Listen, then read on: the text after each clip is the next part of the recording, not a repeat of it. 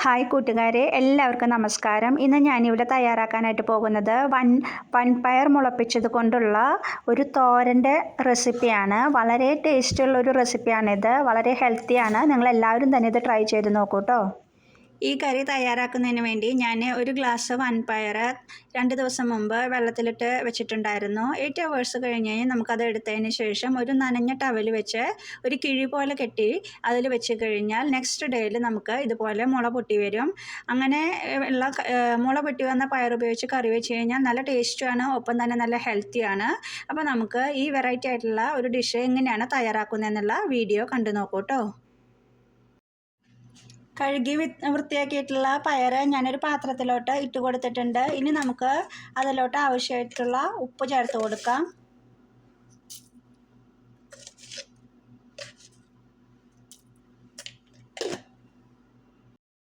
ഇനി 1/4 ടീസ്പൂൺ മഞ്ഞൾപ്പൊടി ആഡ് ചെയ്ത് കൊടുക്കാം. പയർ വേവുന്നതിന് ആവശ്യമായിട്ടുള്ള വെള്ളം ഒഴിച്ചു കൊടുക്കാം. ഇനി നമുക്കിത് വേവിക്കാൻ വയ്ക്കാം. ഇപ്പോൾ ഇതാ നമ്മുടെ പയറൊക്കെ നന്നായി വെന്ത് വന്നിട്ടുണ്ട്. ഞാനൊരു പാൻ വെച്ച് കൊടുത്തിട്ടുണ്ട്. പാൻ ചൂടായതിന് ശേഷം നമുക്കിതിലോട്ട് ഓയിൽ ഒഴിച്ചു കൊടുക്കാം.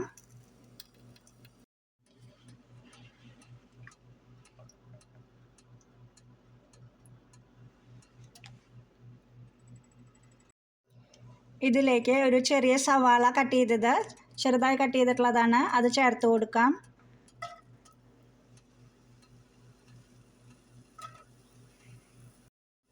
രണ്ട് മൂന്ന് അല്ലി വെളുത്തുള്ളി ചതച്ചത് ചേർത്ത് കൊടുക്കാം. കുറച്ച് കറിവേപ്പില ഇട്ട് കൊടുക്കാം. 1-2 വറ്റൽമുളക് ചെറുതായി കട്ട് ചെയ്തിട്ട് അതും ചേർത്ത് കൊടുക്കാം. ഇനി ഇതെല്ലാം കൂടി നന്നായി ഒന്ന് മൂപ്പിച്ചെടുക്കണം. ഇപ്പം നമ്മുടെ സവാള വെളുത്തുള്ളിക്ക് ഒരുവിധം മൂത്ത് വന്നിട്ടുണ്ട്. ഇതിലോട്ട് നമുക്ക് 1/4 ടീസ്പൂണ് മഞ്ഞൾപ്പൊടി ആഡ് ചെയ്ത് കൊടുക്കാം.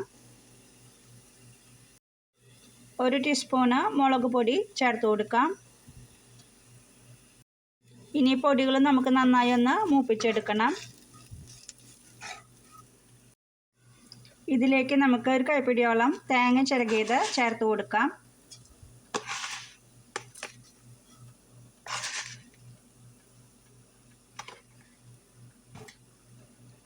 ഇനി ഇത് പൊടികളായിട്ടൊന്ന് മിക്സ് ചെയ്തെടുക്കാം. ഇതിലോട്ട് നമുക്ക് വേവിച്ച് വെച്ചിരിക്കുന്ന വൻപയർ ചേർത്ത് കൊടുക്കാം.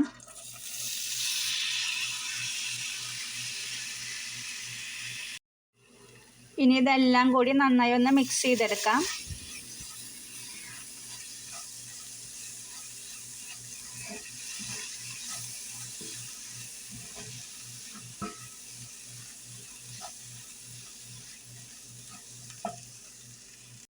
പയർ വേവിക്കുന്ന സമയത്ത് നമ്മൾ ഇതിലോട്ട് സോൾട്ട് ആഡ് ചെയ്തിട്ടുണ്ടായിരുന്നു.